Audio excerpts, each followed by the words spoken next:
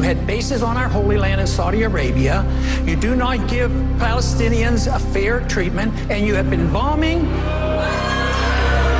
I didn't say that.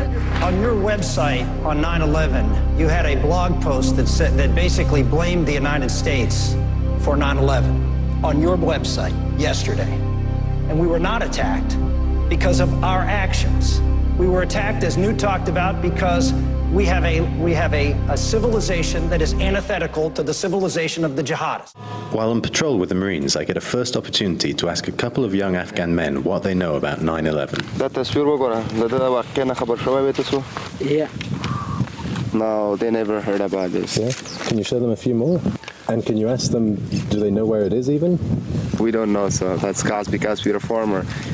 And they want to kill us because of who we are and what we stand for. And we stand for American exceptionalism. We stand for freedom and opportunity for everybody around the world. And I am...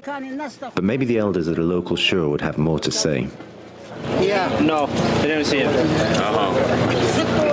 He's saying I just can see the smoke from the buildings, and that's it. That's the only thing I can say. When you guys show us picture, that guy saying it's, I think that was a cop. Great threat because we occupy so many countries. We're in 130 countries. It was nice to go from Iraq to then here. It was a lot easier to understand, why you're here and bring yourself. You had that picture. You can always pick up the picture to remind yourself, okay, this is why we're here. And to see the Afghans looking at it in this context while wearing the uniform and carrying the rifle it took me back.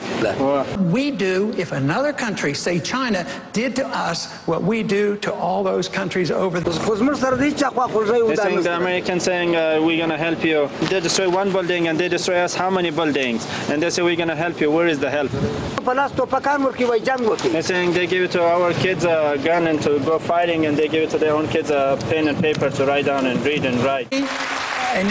A foreign policy that takes care of our national defense, we're willing to get along with people and trade with people as the founders advised. There's no authority in the Constitution to be the policeman of the world and no nation building. Just remember, George Bush won the presidency on that platform in the year 2000, and I still think it's a good platform.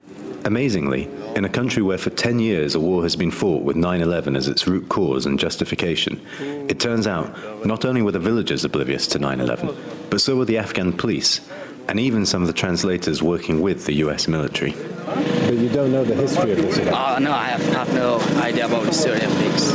Have you ever seen these pictures before? No, I didn't. A survey taken in 2010 by the International Council on Security and Development found that 92% of Afghan men in Helmand and other Afghan provinces had no idea what 9/11 was. With American troops set to start withdrawing this year, it seems likely that they will leave Afghanistan without the vast majority of Afghans ever having really understood why they came in the first place. Adam Pletz from Afghanistan for RT. No. To understand what the motive was behind the bombing.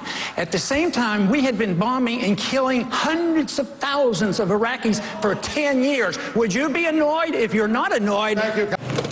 I do sympathize or understand what some of them were saying is, even just from the weather we've had recently, people losing their homes and nobody's here to help them. So when you can't even feed yourself or house yourself, how are you going to care about somebody 6,000 miles away?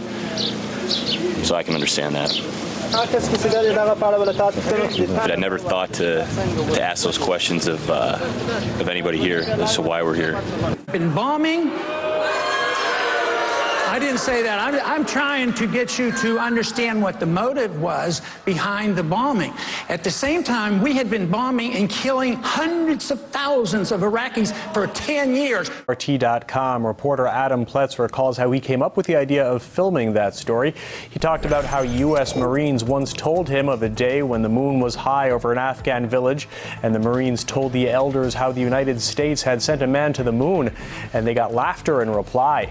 That made Adam wonder what else the Afghans didn't know. Read more about his recollections, complete with pictures, at RT.com, part of our continuing special coverage of the 10th anniversary of the 9/11 attacks.